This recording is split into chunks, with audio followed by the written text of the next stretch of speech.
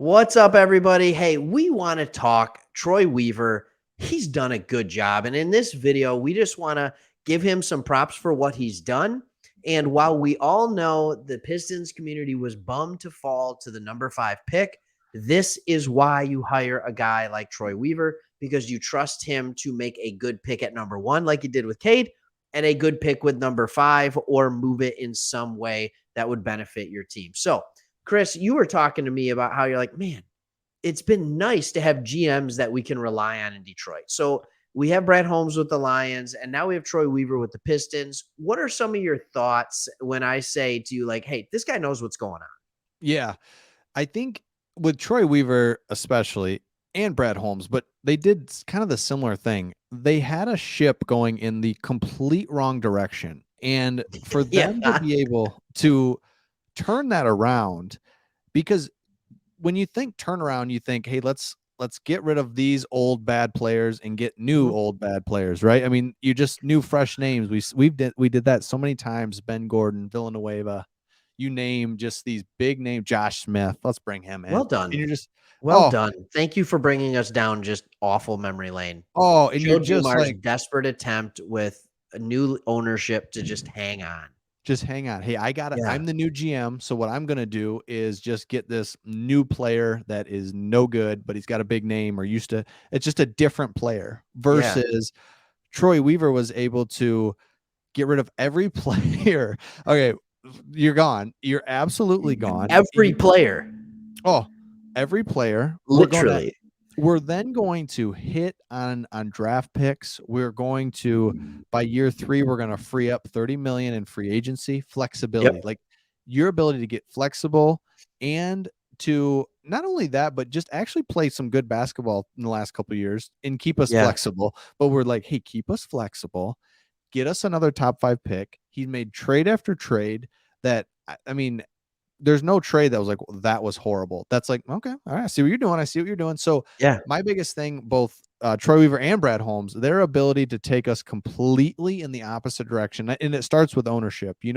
Gorge, Ford or Sheila was like, hey, we're doing this right. That's why I hired you. Do Mhm. this right. So to their credit, they're doing it right. And that is my biggest takeaway is just your Yeah. ability to turn the ship around, get us in a position. We weren't even close. You've talked about this. No. We were in no man's land, and now we have hey, we're right there. That's what's nice. NBA purgatory, right? Like Yeah. that's what we were. It was ever since, you win it all, then you hang on for like 4 or 5 years Yep. after you win it, and you're still trying to get over the top. It's still fun to watch. Like, I'll take Eastern Conference Finals every year. That's fine. Mm. Right? And then all of a sudden it's like, oh, we're just fighting to make the playoffs. And for a decade we were fighting for 40 wins. Like, that's the way our team was. And even though it was decently fun to watch at times, you never had a hope of winning it all, ever, Mm-mm. or Mm-mm. even winning a playoff series. So when I got to give Goris credit because, or Goris, or however you say it, like the Yeah. first few years of his ownership, he was just like, we need to win. And he hires Stan Van Gundy. And he's like, let's win now. And Stan wanted to win now. And now he's just like, you know what? Didn't work. It didn't work. I want to give Detroit a quality product. And the only way to do that is to restore or to Mhm. tear it down and build it back up. And he said, Troy Weaver's my guy. And to be an owner and to allow a GM to come in and legitimately in one off season before the first half of the next NBA season completely overturn your roster 100%. Like, that takes some serious trust from an owner. So I Mhm. think that's a good deal. And then you look at what Gores did with it. So we look at the draft picks. Everybody's like, well, Killian. Okay. Well, Killian was a high upside, and he still is high upside. He's 20 Yep. years old. But 3 of the 6 draft picks, other than Balsa Koprivica, who's playing, he's a draft and stash, right? He's overseas. He doesn't count. Of the 6 picks, he had three all rookie players. Mm. That's nuts. So Cade was all rookie, Sadiq, Isaiah Stewart, and the guys who weren't all rookie were Killian. I think you had Isaiah Livers wasn't all rookie, but he was injured most of that year anyway, and he wasn't going to be. And then maybe Saban Lee, but also you can't say Luka Garza counts. Like, you don't expect second round guys to become all rookie team players. So he's nailed the draft picks. There's no reason for me to believe he won't do a good job at pick number 5. But Chris, there's more. What else do we have other than just the number 5 draft pick and flexibility with that?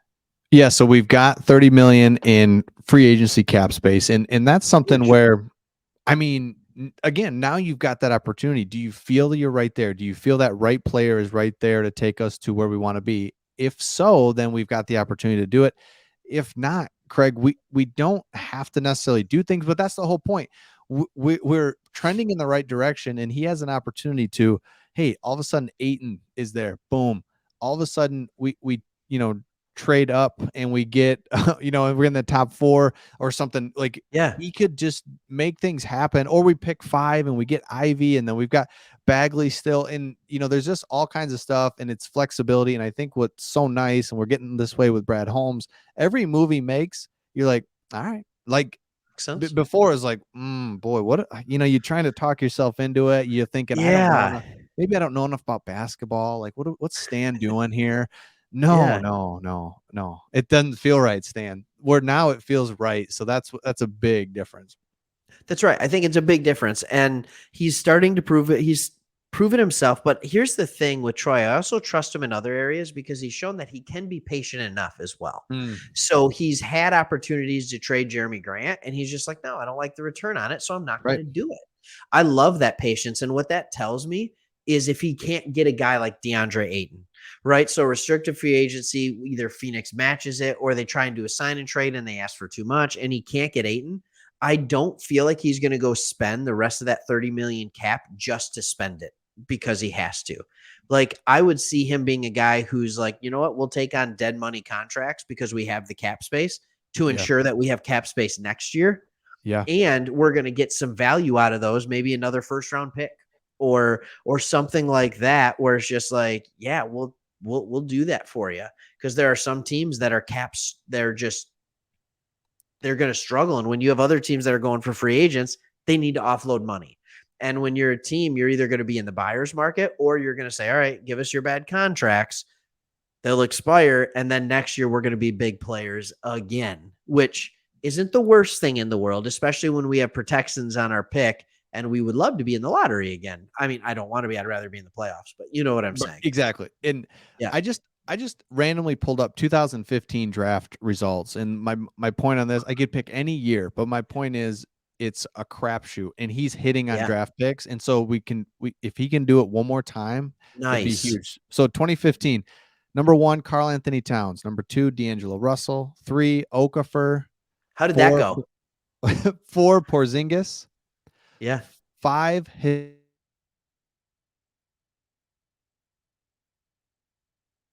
He went away. So we're gonna hey, this is what happens when you do live stuff too. So I can't hear him. His internet is cashed out. So what we're gonna do is I'm gonna keep talking like we had those videos in 20, like, or not videos. We had that draft in 2015. I think he was gonna say Mario Herzonia. I think he went to the Orlando Magic. It is a crapshoot.